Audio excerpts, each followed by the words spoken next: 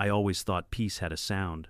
The slow creak of my wooden bridge, the soft splash of trout in the creek below, and the wind brushing through the pine trees. For 15 years, that little bridge carried nothing heavier than my pickup and a few neighbors' kids on bicycles. Then one morning I heard a new sound, the deep grinding roar of a cement truck. And behind the wheel, HOA President Karen herself waving like she owned the place. By the time I stepped outside, the bridge was trembling, mud swirling in the water and my blood boiling. When I told her she was trespassing, she smirked and said, "Then maybe you should build a stronger bridge, Mike." That's when I knew this wasn't about concrete, it was about control. She thought she could drive over me the same way she drove over my bridge. She was wrong. Before we dive in, tell me where you're watching from, and don't forget to subscribe because you won't believe how this bridge fight ends. The creek behind my cabin is one of those quiet, stubborn things that ignores calendars. Spring snowmelt swells it. August turns it into a ribbon of glass. 15 years ago, when I signed the deed for this parcel, I built my bridge across that stubborn line with Miguel and a rented post pounder. We measured the span between bedrock shelves, bored the pilings through packed gravel, laid the beams, lag-bolted the stringers, and decked it with keyline-dried planks I sealed by hand, while a golden retriever named Scout watched from the bank. It wasn't a trophy. It was a promise that I could come home without asking anyone's permission. A promise is a boundary in wood form. People forget that. When the HOA formed 2 years ago, I didn't object. I even paid the first assessment $50 for neighborhood beautification because I like a good streetlight as much as anyone. But boards like ours grow like ivy, slow, polite, and choking if you let them. Karen got herself elected president the way a thunderstorm elects itself a problem suddenly and everywhere. She favored clipboards, emergency emails, and the phrase for the community the way a chef favors salt.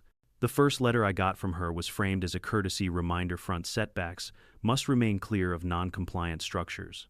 The photo attached showed my canoe rack, which sits 20 feet inside my line alone and harmless. I wrote back with a copy of my survey and a polite note. Respectfully, my front setback begins at the county right-of-way, not the creek. The bridge and the approach are private. She replied with a smiley face, and, "Let's discuss at the next board meeting." At the meeting, she brought a laminated map printed from who knows where. No topography, wrong scale, and the creek drawn like a cartoon snake. She tapped it with a pen. As you can see, both approaches to the bridge provide ingress and egress to community amenities. That places them under HOA purview. I stood, held up my own survey, the one stamped by Carson County, the one with legal bearings tied to iron pins sunk before our subdivision had a name. "As you can see, Karen," I said, matching her cadence, "the west bank of the creek lies entirely within my metes and bounds. The county easement stops 50 feet up the gravel lane at this T-post. The bridge is not an amenity. It's my driveway." A few neighbors shifted uncomfortably, eyes moving between my paper and Karen's laminate, like they were watching tennis. Karen kept smiling the way people smile at toddlers who say impossible things. "We'll take this under advisement," she said, "which is HOA 4. We'll do what we want." 2 weeks later, I found the first cement truck rattling across my board's drum, spinning a gray heartbeat men in neon vests, hanging off the running boards like ornaments. They were headed to Phase 1, a future tennis complex that had more funding than votes, more swagger than plan. The driver waved like we were old friends. I waved back with my whole arm and every finger but one. I moved fast after that. I sunk a cedar post at the mouth of my approach and screwed on a reflective sign: "Private bridge, 5-ton limit, trespassers will be prosecuted." I added a chain across 2 bollards with a keyed latch because people obey chains more than language. Then I called Karen. "You're trespassing," I said when she picked up. "We're improving the neighborhood," she answered. "A little cooperation would go a long way." "Cooperation happens between equals," I said. "Not between a deed and a committee." She exhaled through her nose, her version of a laugh. "I'll send compliance over to take a look." "Send a surveyor," I said, and hung up. By lunchtime, the chain was cut and the sign was gone. In its place, zip-tied to my post, hung a pastel notice in cheerful font: "Non-compliance. Unauthorized restrictive device. Remove within 24 hours or be fined." I took a photo of it, then another of the boot prints leading to the creek, then the sheared padlock glittering in the dirt. Paper can lie. Pictures don't. Neighbors started choosing sides the way people choose weather forecasts, whichever report flattered their plans. Hannah from 2 doors down texted, "I'm with you. This is ridiculous." Darren from the cul-de-sac posted in the community forum, "Bridges are meant to be crossed. Don't be selfish." Miguel brought over coffee and a raised eyebrow. "They're bold," he said. "They're bored," I said. Bold gets you a statue, bored gets you stupid. Karen scheduled another meeting. I went out of respect for the few board members who still remembered we were neighbors. She had arranged the chairs in a circle, which is what people do when they plan to steamroll you and want it to look like a conversation. A projector splashed slides on the wall, Community Access Plan Phase 1, photos of pickleball courts, families with perfect teeth, clip art of a creek without a bridge. Mike, she purred, we recognize your contribution to the spirit of this community. Spirit is not binding, I said. Surveys are. She clicked to a slide labeled Easement Clarification and read a paragraph that sounded legal if you didn't listen. It cited a policy manual printed by a landscaping company and an excerpt from a state statute that applies to public subdivisions, not private parcels. I let her finish, then placed a manila folder on the folding table like I was laying down a pair of aces. Inside were my warranty deed, the recorded plat, the county GIS printout, and a letter from the road commission chair, confirming in very boring language that the public easement terminates at the end of the gravel lane and does not include private structures spanning natural watercourses. Karen skimmed the first line, smiled wider, and slid the folder back like I'd offered her dessert. We'll have council review, she said. In the meantime, construction continues. In the meantime, I said, trespass continues. That night, I stood on the bridge and listened. The creek talked in the steady syllables. It always uses bumping stones, tapping roots, flattering itself against the pilings. I ran a flashlight along the underside, the cord beams still true, the joist hangers snugged, the carriage bolts bright in their countersinks. I measured deflection at midspan under my truck, less than a quarter inch, well within what Miguel and I had designed for. It wasn't the bridge I doubted, it was the people who refused to understand it. The next morning, the second truck came at daybreak long before emails can object to anything. I stepped onto the decking as it approached and held up my hand like a traffic cop in a movie. The driver slowed. Karen in the passenger seat rolled the window down. Her sunglasses were big enough to double as riot shields. Morning, I said. You're over the weight limit. She pointed at the middle distance, where the future courts would be if they ever became more than slides. Community project, she said. You're obstructing progress. The sign clearly says 5 tons, I said. You're 3 times that with a half load. The sign, she said, was not approved by the board. I leaned slightly closer so she could hear the smile in my voice. The bridge wasn't either. She rolled up the window. The driver revved. I stepped off and let the creek keep the minutes. The boards hummed under the drum's slosh. The handrails quivered like reeds. The truck made it across barely, and the driver slapped the door twice like he'd won something. Behind him, a plank showed a hairline crack glinting silver in the sun where the sealer had split. Not failure, a warning.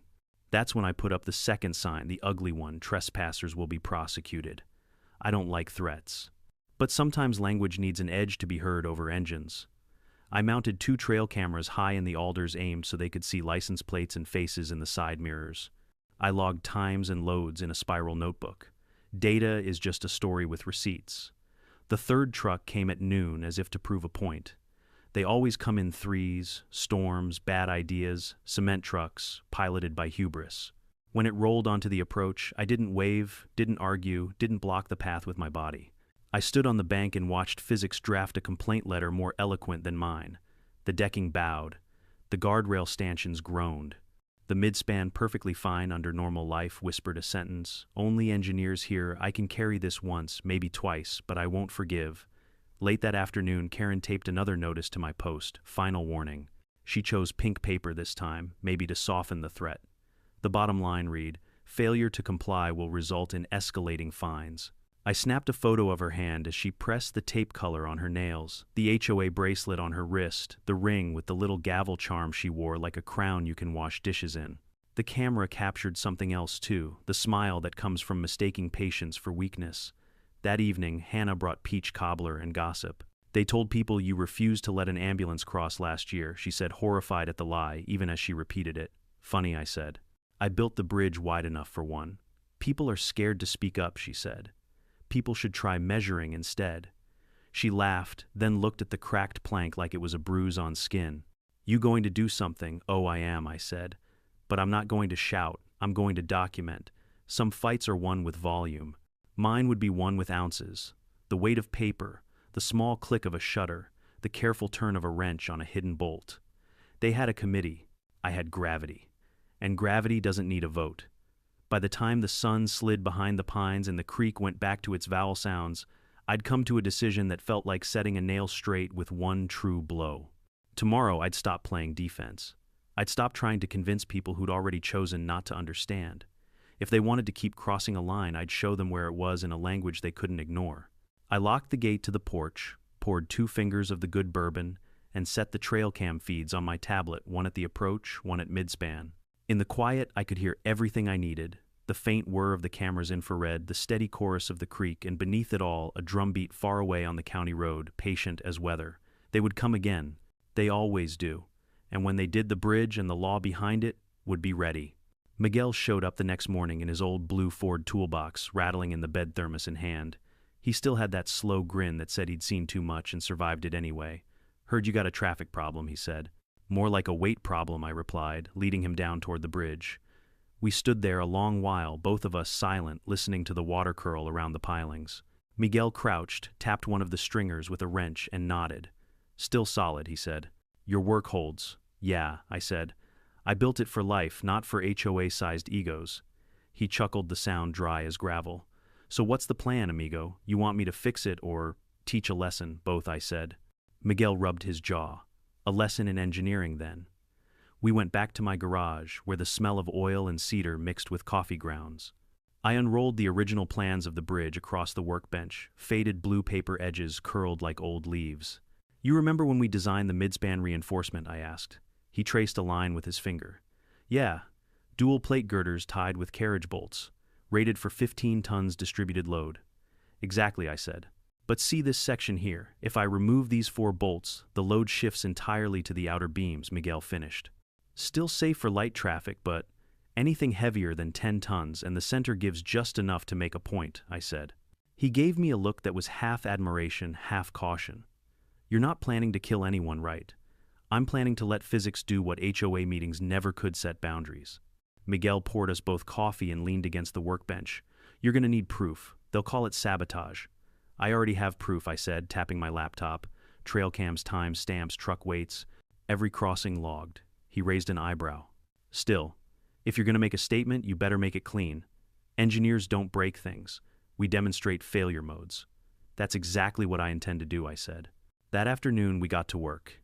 I pulled off the decking near the midspan, unbolting 1 plank at a time, while Miguel measured angles with a laser level. We replaced the central reinforcement plates with a set that looked identical but were connected by shear pins, pins designed to bend and disengage if overloaded. Nothing illegal, nothing unsafe for normal use. But a cement truck would feel it like an earthquake. We tested it with my pickup.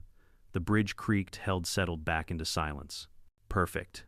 Then we wired a motion-triggered camera under the deck facing upward and another on the far bank watching the approach. Every truck, every driver, every license plate, it would all be on record. By dusk, the bridge looked untouched. I swept sawdust into the creek and rinsed the mud off my hands. Miguel stood beside me, eyes glinting in the fading light. "You ever think about retirement?" he asked. "I did," I said. "But apparently I'm the entertainment committee now." He laughed. "You're crazy, Mike, but I like it." Before he left, Miguel clapped me on the shoulder. "Remember, let them walk into their own mistake. Don't rush it." "I won't," I said. "Karen's too proud to slow down." Over the next few days, I played the waiting game. HOA trucks rumbled through the neighborhood horns, blaring, dust rising. Karen strutted around in her red windbreaker with the HOA logo clipboard in hand, like she was inspecting troops. One morning I was sipping coffee on the porch when I heard that familiar growl, the deep diesel throat of a cement mixer. It came from the cul-de-sac tires grinding gravel. I grabbed my tablet and pulled up the live feed. Karen was there, of course, standing beside the truck, shouting directions with her hands on her hips. She waved the driver forward, motioning toward my bridge. I felt a twist of adrenaline in my chest. "Here we go," I whispered. The truck lumbered down the slope, its weight pressing into the planks like a slow heartbeat. The boards flexed normal deflection. Then it reached the center, and the shear pins performed their quiet magic, a subtle sag, a whisper of complaint, just enough to tilt the load. The driver stopped. Karen leaned out, yelling something I couldn't hear. The truck reversed, groaning, then crept forward again. The bridge held. Barely. When it reached the other side, a small puff of wood dust rose from the deck where the joint had bent. I smiled. Not yet, but soon. That night, Miguel called. "Test run," he asked. "Successful," I said. Bridge spoke politely. He chuckled. Next time, maybe louder. Next time's coming, I said. 2 mornings later, the HOA scheduled another major pour for the tennis courts. 3 trucks, Karen supervising personally. I'd overheard her bragging to the neighbors that the bridge nonsense was resolved.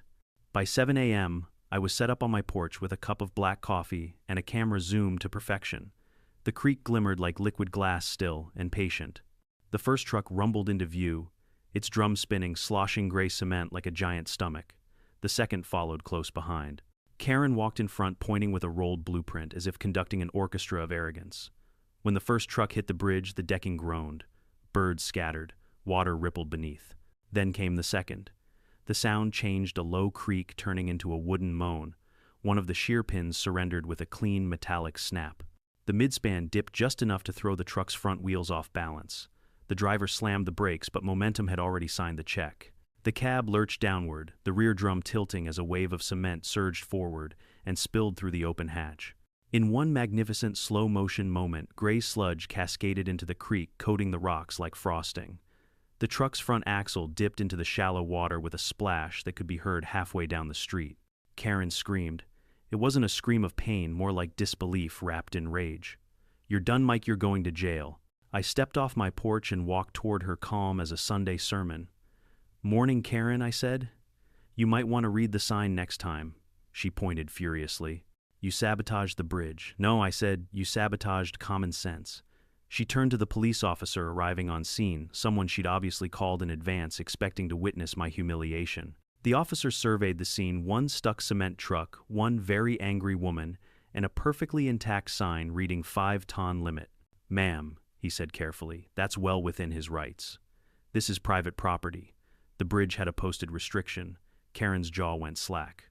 "But it's a community route." The officer looked at her clipboard. "Do you have documentation of that?"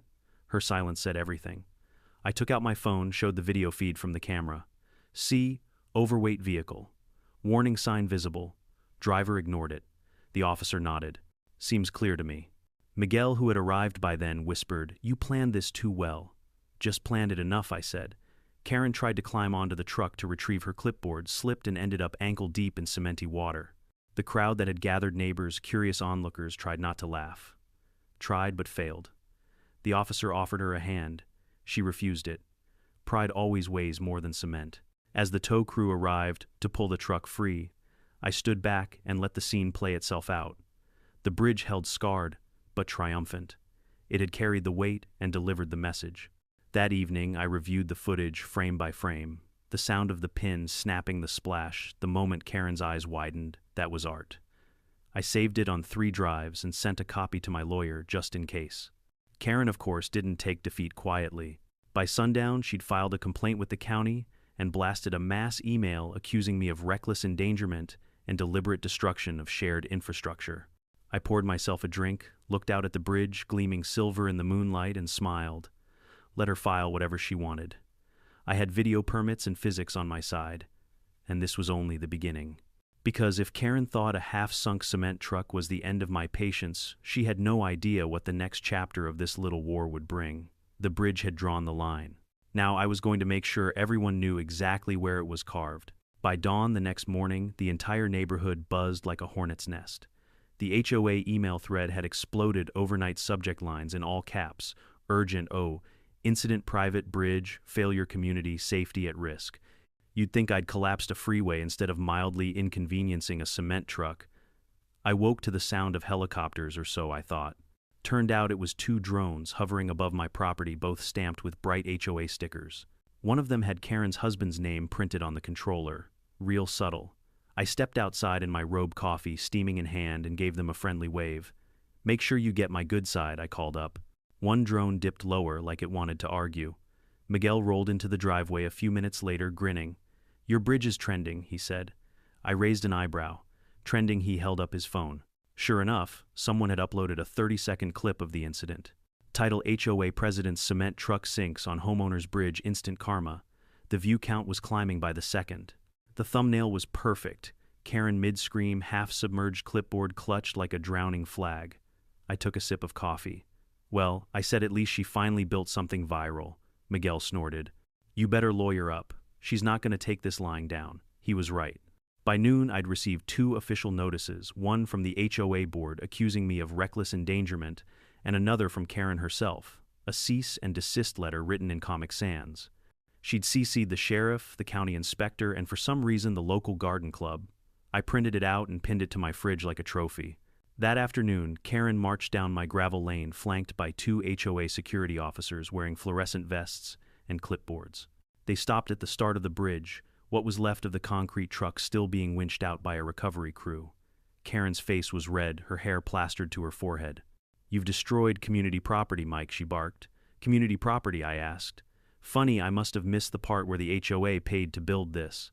This bridge services our development," she shot back. "You've endangered our residents." I pointed at the sign still bolted to the post, "Private bridge, 5-ton limit. Your trucks endangered themselves."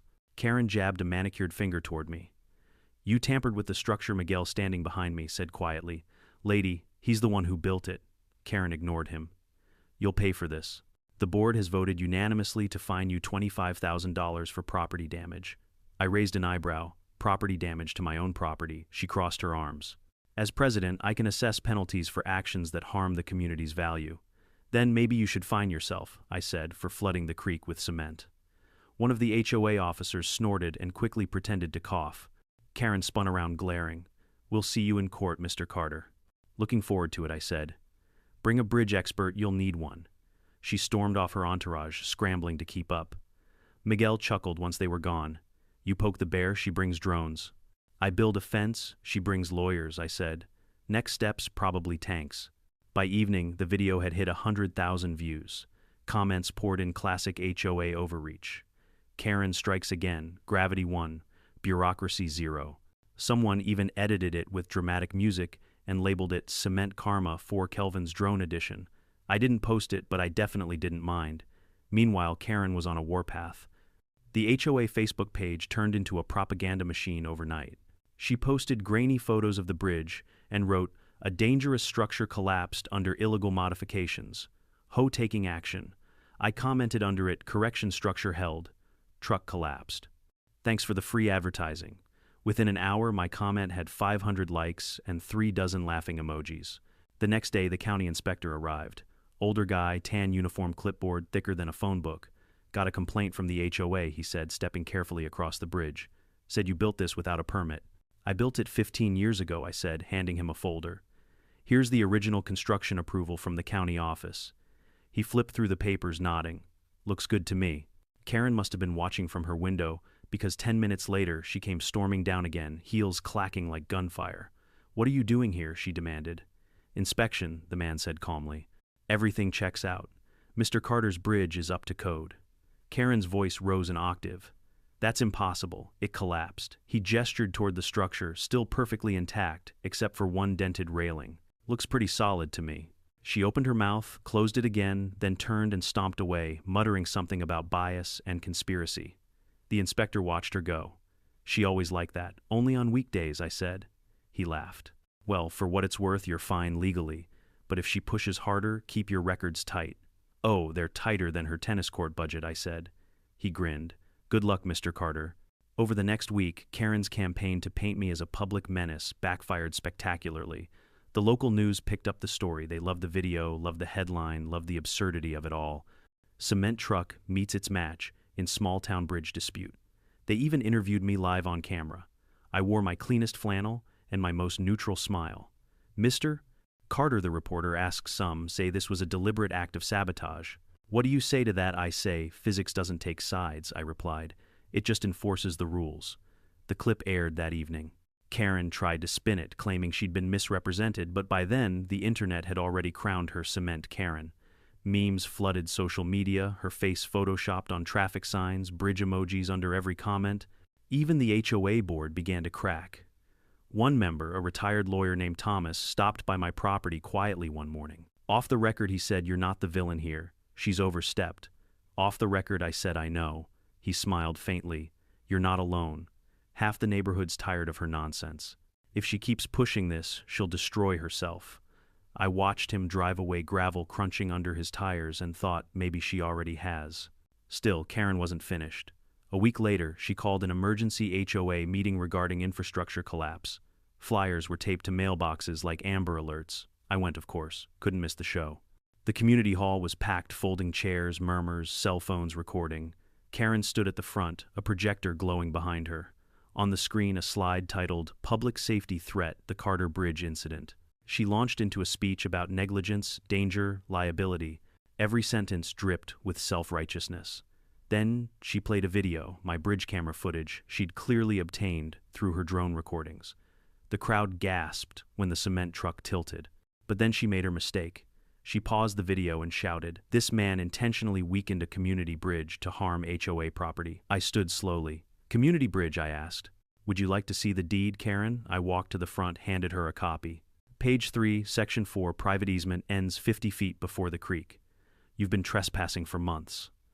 The room erupted into whispers. One neighbor raised his hand. "Wait, so the HOA's been using his bridge illegally?" Karen's face went pale. "That's irrelevant to the safety issue." Thomas, sitting near the back, called out, "Actually, it's completely relevant." Karen started shouting, "You're all missing the point. He's endangering us." Another neighbor muttered, "Pretty sure you endangered yourself, lady." The meeting descended into chaos, phones out, people arguing, Karen red-faced and trembling. She slammed her clipboard on the podium. "This meeting is adjourned," and just like that, the crowd scattered, half laughing, half filming. I walked out into the night with Miguel beside me. "She's unraveling," he said. "Let her," I replied. Sometimes, the best revenge is giving someone enough rope to hang their own arguments. That night I sat on my porch watching the moonlight shimmer on the creek. The bridge was still quiet, loyal as ever. I ran my hand along the rail, feeling the rough grain of the wood under my fingertips. "They called you dangerous," I said softly, "but you were just honest." The trail cam light blinked faintly from under the deck. Karen would come again, maybe with lawyers, maybe with inspectors, maybe even with another truck. But next time, I'd be ready with more than physics. Next time, I'd bring the law. Because if the HOA wanted a fight over boundaries, I was about to show them what a real one looked like. 2 days after the meeting, I got my first official lawsuit. Notice, thick envelope, gold HOA seal, and that faint perfume of arrogance that only comes from documents signed by Karen. The letter accused me of willful property destruction, emotional distress, and intentional interference with community infrastructure. She wanted $250, 0 inches damages. I almost laughed hard enough to spill my coffee. Emotional distress, maybe from staring too long at her own reflection. Miguel stopped by just as I finished reading it. He saw the envelope on my porch table, gave a low whistle, and said, "Looks expensive." "Yeah," I said for her. He leaned on the railing. "You gonna fight this?" "Oh, I'm not fighting," I said. "I'm documenting. Fighting's loud. Documentation's permanent." The next week turned my quiet property into a circus. HOA contractors appeared snapping pictures of my bridge from every angle. A county drone hovered above for half an hour. Someone even measured my mailbox, don't ask me why. Karen strutted around with a new folder labeled Evidence. Every time she saw me, she smiled that brittle politician's smile that meant she'd already written my obituary. I started wearing sunglasses just so I could smirk without her seeing. By Friday, the story hit local TV again. A serious anchor in a gray suit stood beside a photo of my bridge and said, "New developments in the HOA bridge dispute." They aired snippets of Karen's interview, her voice trembling theatrically as she said, "He put the entire community in danger for a petty argument. We're lucky no one was killed." Then they cut to my clip, me standing by the railing, arms crossed, saying, "If you ignore the sign, the problem isn't the bridge." Guess which one the viewers believed. Karen, furious that the public wasn't on her side, started sending mass emails. Subject lines like urgent, dangerous neighbor, still at large in community legal defense fund. She was trying to turn the HOA budget into her personal war chest. But Thomas, the lawyer on the board, pushed back. He emailed everyone the HOA charter, highlighting the section that said funds couldn't be used for private lawsuits. His message ended with, "If Karen wants to sue, she does so at her own expense." The next day, her emails stopped. I imagined her kitchen table covered in bills and legal forms, a pot of cold coffee, her phone blowing up with notifications she couldn't control. I'd be lying if I said it didn't feel good. Of course, Karen couldn't let it go. When the legal route got expensive, she tried a new angle, public pressure. She printed flyers with my face on them, grainy photo from the news clip, and the words, "Danger to community safety." She stuck them on lampposts, bulletin boards, even the grocery store window. Hannah texted me a photo of one. "You're famous again," she wrote. I texted back, "Can't wait for the autograph requests." That night, I took my truck a staple gun and a sense of humor and went on a little walk. For every flyer I found, I stapled a new one next to it, same image, but with big black letters saying "Wanted Common Sense." Last seen at HOA meeting. By morning, my version had more likes on social media than hers. A few days later, the sheriff came by, not in uniform, just jeans and a baseball cap. He'd seen the video, the news, the flyers, the whole circus. "Mike," he said, standing beside his truck, "I'm not here to cause trouble. I just gotta make sure everything's safe. Safer than a cement truck, I'd say," I told him. He grinned. "That's what I figured. County records show the bridge is yours. No easement, no shared access. You're in the clear. Just keep the peace, all right. I've been trying," I said, "but peace keeps driving 12 tons over my bridge." He laughed, tipped his hat, and left. Karen must have seen the visit from her window because 5 minutes later I got an email from HOA_President at ironwoodcommunity.org, subject trespassing investigation. "I saw a police vehicle on your property today. This behavior confirms our concerns. The HOA will not tolerate intimidation tactics." I replied, "Thanks for the concern, Karen." He stopped by to compliment the bridge. No response. But behind the comedy, things were getting serious. Karen had officially filed her lawsuit in county court. I received the summons the next week. She'd hired Hamilton and Wade LLP, a fancy law firm from downtown that charges by the syllable. I met my lawyer, a sharp woman named Lisa Barrett, who specialized in property disputes. She looked through my documents, the videos, the original blueprints, and smiled like a chess player seeing a checkmate 3 moves away. "She doesn't have a case," Lisa said. "You've got signed surveys, clear ownership, posted restrictions, and video proof that her trucks ignored them. She's not trying to win," I said. "She's trying to exhaust me." Lisa leaned back. "Then, let's make her pay for the privilege." While the legal gears turned, Karen's grip on the HOA began to slip. People were tired of fines for lawn colors, for trash cans, for bird feeders. The bridge fiasco had cracked something open. Hannah started a petition, "Vote of No Confidence in HOA Leadership." Within a week, she'd gathered over 70 signatures, enough to force a board election. Karen tried to block it, calling it procedurally invalid. The members ignored her. Thomas stepped forward as interim president. His first act, cancel the tennis court project. His second, send me an email that said simply, "Mike, I'm sorry it came to this. We're cleaning house," literally and figuratively. For the first time in months, I slept easy. Of course, Karen still had one weapon left: the courtroom. The hearing date arrived on a crisp Thursday morning. The courthouse smelled like old paper and revenge. I wore my good jacket. Karen arrived in a red blazer that screamed desperation. She had a stack of papers thick enough to choke a filing cabinet. I had a single binder labeled facts. The judge, an older man with kind eyes and no patience for nonsense, took his seat. "Let's hear the plaintiff first." Karen's lawyer stood slick hair and rehearsed outrage. "Your Honor, this man deliberately modified a public structure, endangering community vehicles and causing severe financial losses to the Homeowners Association." The judge glanced down at the documents. "Mr. Carter, is this bridge on your property?" "Yes, sir," I said, handing him the deed and survey. He examined them for a moment, then turned to Karen. "Mrs. Peterson, do you have documentation proving the HOA's ownership?" Karen stood abruptly. "The bridge connects to community land. It's used by residents daily. Use," the judge said, "is not ownership." Lisa slid a tablet across the table. "Your Honor, if I may, here's video evidence of HOA vehicles ignoring posted weight limits." The courtroom screens lit up with the footage: the cement truck crossing, the snap, the splash, Karen screaming. Someone in the audience laughed before catching themselves. Karen's lawyer tried to object, but the judge waved him down. "I've seen enough." Karen's voice trembled. "He rigged it to fail." I kept my tone calm. "I built it to hold 10 tons. You brought 12. The judge nodded slowly. "Mrs. Peterson, I'm dismissing your claim. And Mr. Carter, you may file for damages if you wish." Karen froze, color draining from her face. Outside, the courthouse reporters waited. Microphones, cameras, the whole show. Mr. Carter one shouted any comment for the community. I smiled. "Just this: never underestimate a well-built bridge." Karen brushed past, eyes red, muttering something about appeals. Lisa nudged me. "You handled that well." "I had practice," I said.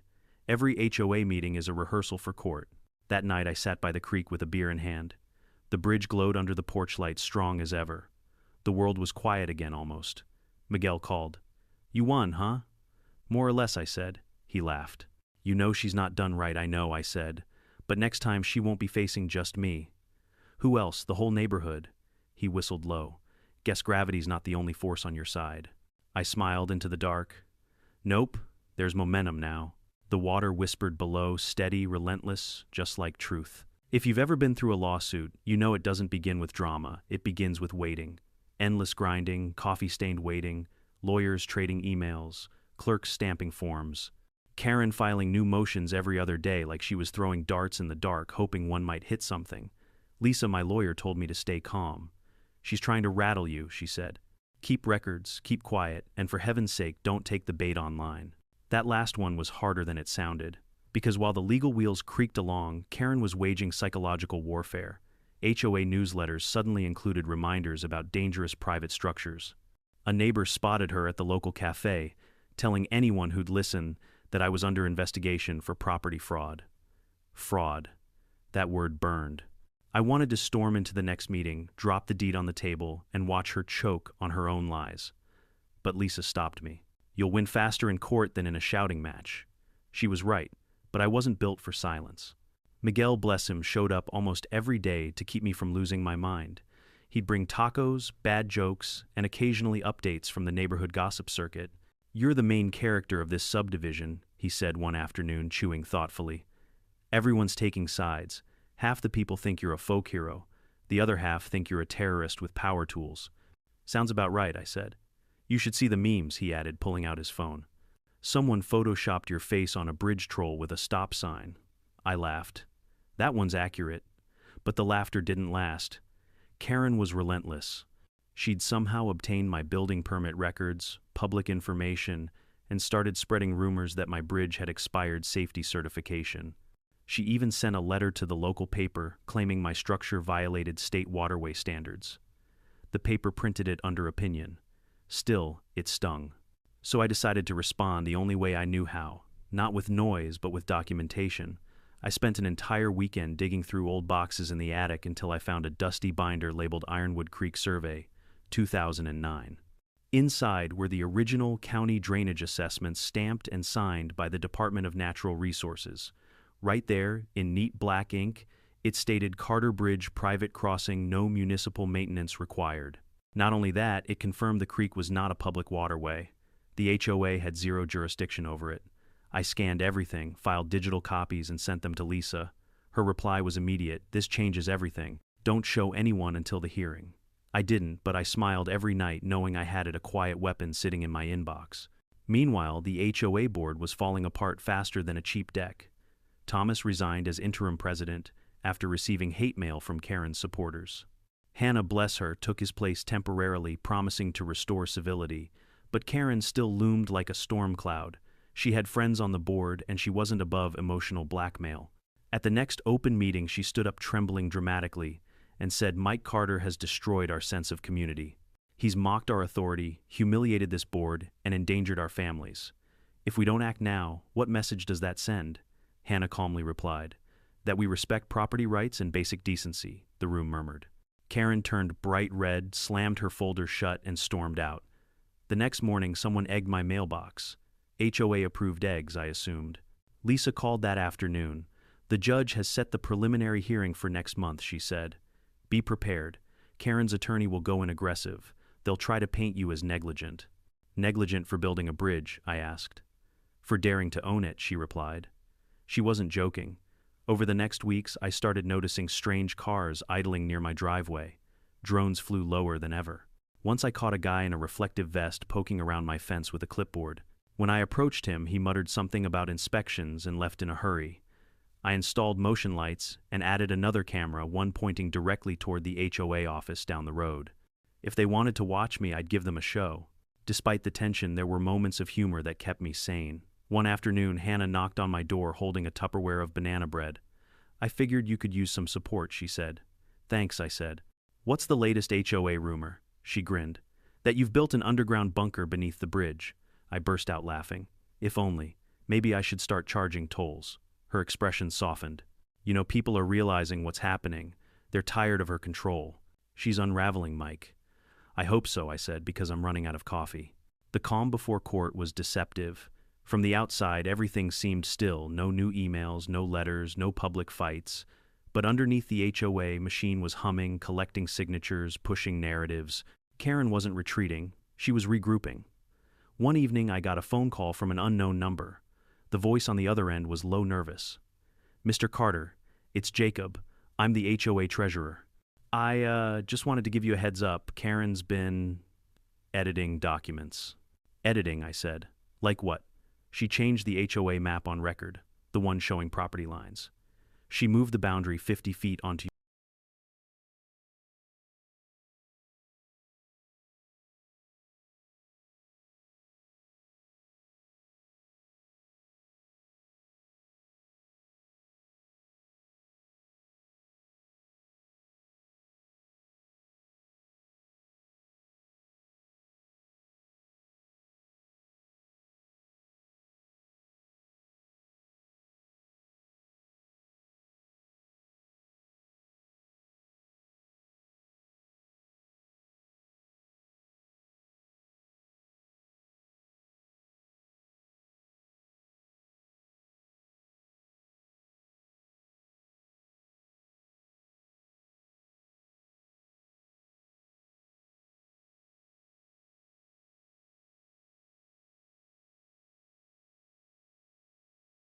was eerie, like the forest before a wildfire. I spent the time repairing the bridge properly this time, replaced the warped decking, retightened bolts, added fresh sealant. Miguel helped humming as he worked. "You know," he said, "there's something poetic about fixing what they tried to destroy." "Yeah," I said, "poetic justice." He winked. "Save that line for court." The night before the hearing, I couldn't sleep. The moonlight shimmered off the creek, silvering the water like spilled mercury. I walked onto the bridge barefoot, feeling every vibration through the boards. This thing had started as wood and bolts. Now it was a symbol of boundaries, of patience, of the one line I refused to let anyone erase. I leaned against the railing, whispering to the dark, "Tomorrow we end this." The creek gurgled like it was answering back. Morning came sharp and cold. I dressed in a clean shirt, tucked my evidence folder under my arm, and met Lisa in the courthouse lobby. She looked confident. "You ready, born ready?" I said. "But let's make sure she's not." Karen was already there, pacing in heels too high for common sense, clutching her binder like a shield. She saw me and hissed under her breath, "Enjoy it while it lasts." "Oh, I intend to," I said. Lisa gave me a small smile. "Stay calm. She'll talk herself into the hole." I nodded, but inside I could feel the storm brewing the final act. The calm was over. Tomorrow the bridge would speak again, not through wood or bolts this time, but through truth. And this time even Karen wouldn't see what was coming. The courthouse in Carson County wasn't built for drama. It was built for zoning disputes, tax appeals, and the occasional drunk who punched a mailbox. But that morning it looked like the stage for a soap opera. Reporters lined the hallway. HOA members filled the benches in their pastel outfits, whispering like they'd come to watch a live execution. Karen was there, of course, red blazer, pearl earrings, every hair in place. Her lawyer, a sleek young man in a $1,000 suit, looked like he'd rehearsed his outrage in front of a mirror. Lisa leaned toward me and whispered, "Remember, she's going to overplay it. Let her." I nodded. My hands were steady. I'd already won this fight in silence weeks ago. She just didn't know it yet. The judge entered, gray hair, steady eyes, a face that said he'd seen enough HOA nonsense to last 10 lifetimes. He adjusted his glasses. Case 22 to 3000, 417 Ironwood Homeowners Association versus Michael Carter. Karen's lawyer rose dramatically. "Your Honor, this case is about negligence, about one man's reckless disregard for community safety. The defendant deliberately tampered with a bridge used by residents, resulting in a collapse that endangered lives and cost our clients thousands." I sat still, watching him gesture like a magician trying to distract the audience. He clicked a remote, and on the screen behind him appeared the infamous photo, the cement truck tilted sideways, Karen screaming mid-sentence. "This image," he said solemnly, "represents the danger this man created." Lisa leaned close and murmured, "That image represents your victory. They just don't know it." The judge nodded. "Mr. Carter, your opening." Lisa stood calm and precise. "Your Honor, this case isn't about negligence. It's about entitlement. My client built, owns, and maintains a private bridge on his land. The HOA repeatedly ignored posted weight limits, trespassed, and caused their own damage. We have documentation, video proof, and legal surveys to prove it." The judge's eyebrow twitched, the courtroom equivalent of a standing ovation. Karen's lawyer smirked. "We'll see." The first witness was Karen herself. She marched to the stand like she was auditioning for a crime drama. swore the oath, then turned toward the audience as if she had a fan club. Mrs. Peterson, her lawyer began. Can you describe the incident in your own words? She took a deep breath. Yes, thank you. It was a beautiful morning until he decided to sabotage community property. I was overseeing the construction of our tennis court, a project approved by the HOA for everyone's benefit. Suddenly, the bridge gave way. It was terrifying. Her lawyer nodded solemnly. And you believe Mr. Carter intentionally weakened it? I know he did, she said, eyes flashing. He's been hostile toward the HOA since day one. He even told me once that gravity would teach us boundaries. Murmurs rippled through the courtroom. Lisa stood slowly. Mrs. Peterson, may I ask how many times did your vehicles cross Mr. Carter's bridge before this collapse? Karen hesitated. Several. Specifically, maybe 10 or 12. Lisa smiled. And each time you ignored the posted 5-ton weight limit? Karen straightened her shoulders. Those signs weren't official. Do you mean they weren't approved by you? The courtroom chuckled. Karen's lawyer objected, but the judge waved it off. Lisa continued. Mrs. Peterson, are you aware that your cement truck weighed nearly 12 tons? Karen froze. And are you aware that the county's official map lists Mr. Carter's bridge as a private access crossing? Her lips parted. That's incorrect. Lisa walked to the evidence table and held up the county document. This is the original plat map from the Department of Transportation. It clearly marks the bridge as private. Would you like to read it? Karen tried to smile, but her face twitched instead. I don't need to. Good, Lisa said, returning to her seat. Because the judge will. Next came Miguel. He walked to the stand in his denim jacket and work boots, looking every bit the retired engineer who'd seen more common sense than most bureaucrats combined. Mr. Alvarez, Lisa began, you helped construct the bridge 15 years ago. Yes, ma'am. Was it built to standard, better than standard? We over-engineered it. That bridge could handle 10 tons safely. Maybe 11 in a pinch. But you don't argue with physics, Lisa smiled. And the HOA's truck, nearly 12. You do the math. Karen's lawyer tried to poke holes. Mr. Alvarez, are you saying the bridge was designed to fail? Miguel leaned forward. No. It was designed to be respected. Laughter broke out. Even the judge smiled before banging his gavel for order. By lunchtime, Karen was fuming. Her lawyer whispered furiously, flipping pages while she scowled across the aisle at me.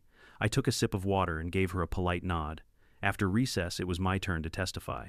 Lisa kept it simple. Mr. Carter, what were your intentions that morning when the bridge sagged under the HOA truck? To protect my property, I said. To remind people that boundaries mean something.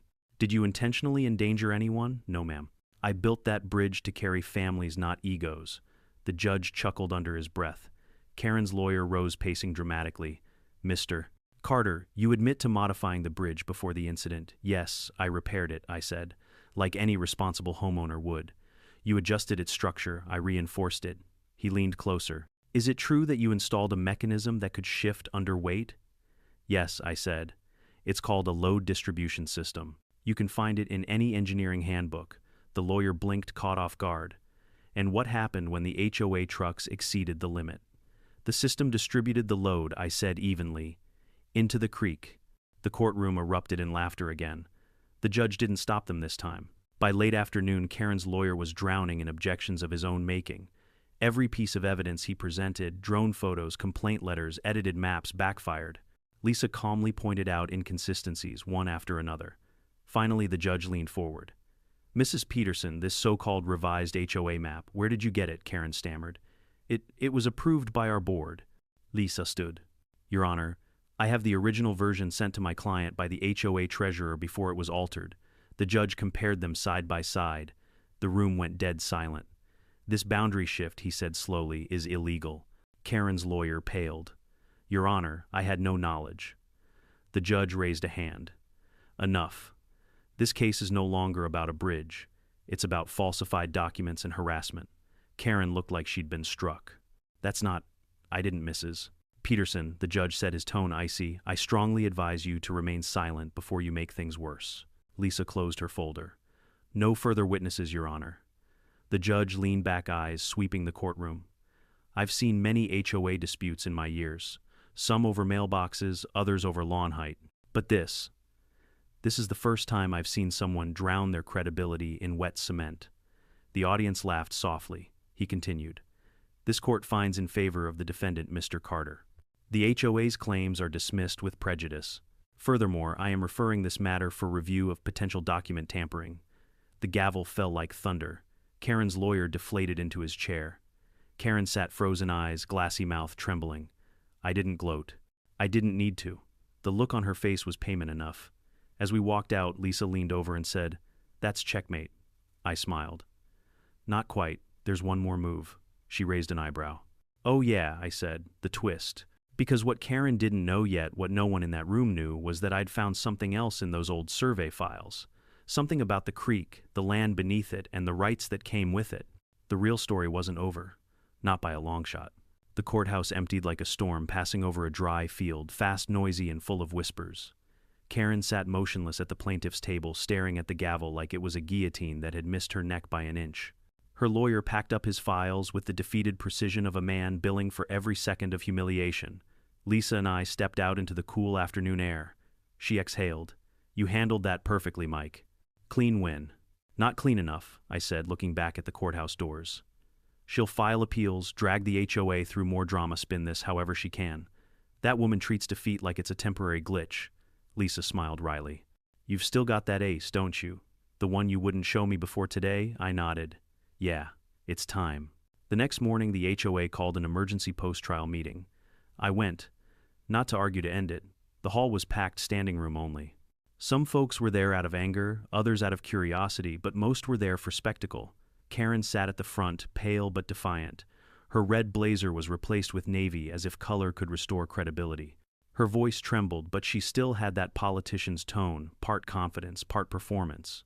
The court's decision, she began, was based on incomplete information. The HOA board will be filing an appeal. "We will not surrender the safety of this community to," Karen, I interrupted, gently stepping forward. "You might want to hold that thought."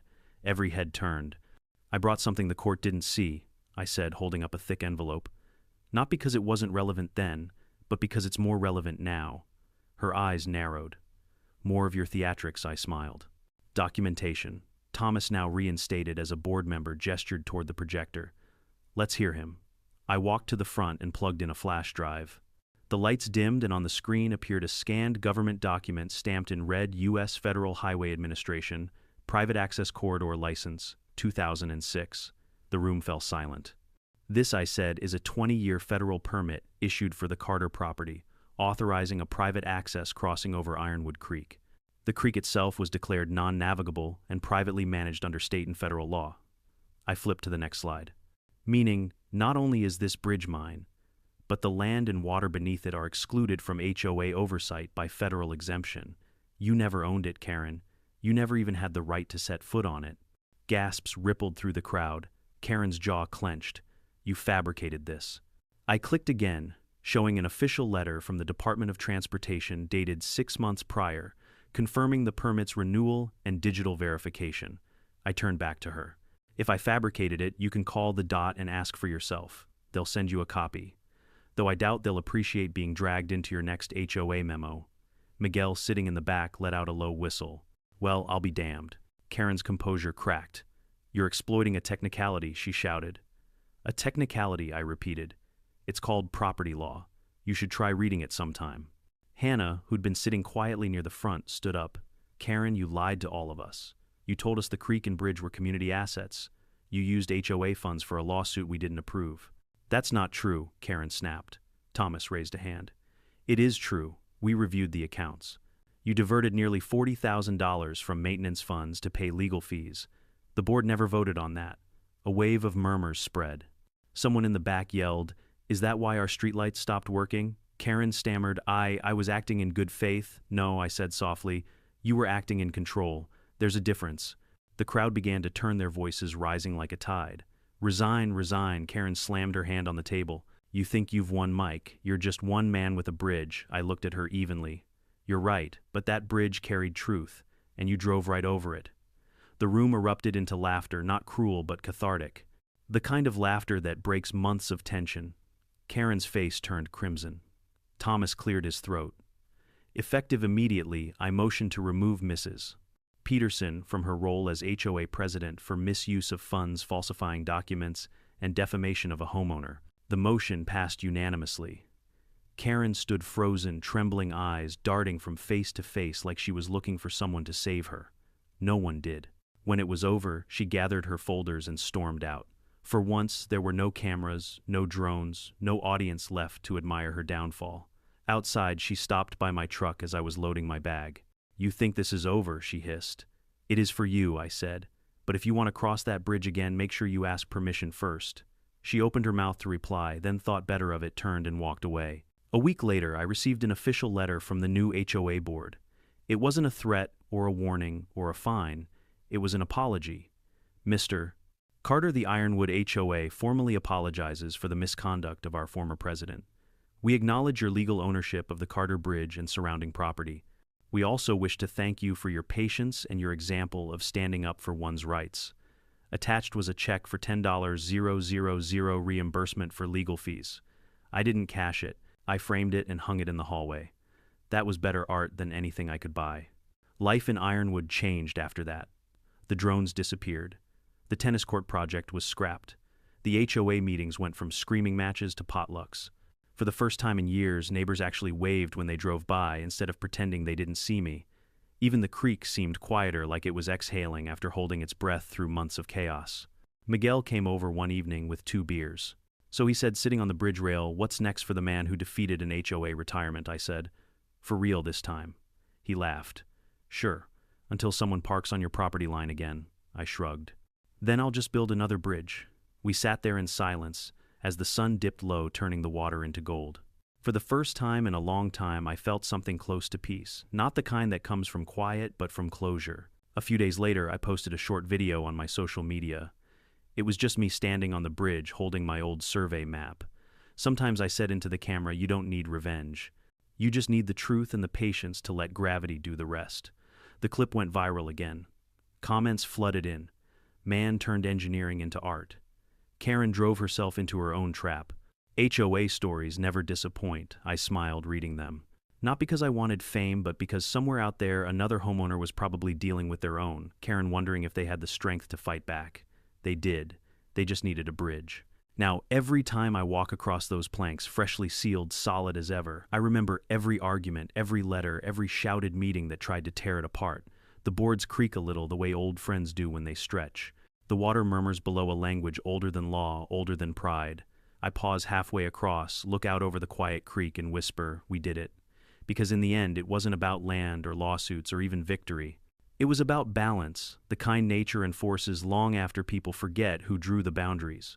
Sometimes justice doesn't need a hammer, just a little weight. Some battles aren't fought with fists or fury, they're fought with patience, proof, and principle. When someone crosses your line, don't rush to shout louder, stand firmer. The truth has a way of holding its own, just like a well-built bridge. This story isn't about revenge, it's about respect. About how one person's arrogance can collapse under the quiet weight of accountability. And about how standing your ground doesn't always mean confrontation. Sometimes it just means knowing what's yours and refusing to let anyone rewrite it. If you've ever dealt with an HOA that forgot its limits, or a neighbor who mistook kindness for weakness, remember this: calm is not surrender, silence is not defeat. Every bridge has its limit, and when people ignore it, they eventually fall in on their own. Now it's your turn. Have you ever faced someone like Karen? Share your story in the comments below. I read every one. And if you enjoyed this tale, don't forget to like, subscribe, and stay tuned. Because in this neighborhood, there's always another story waiting to be crossed.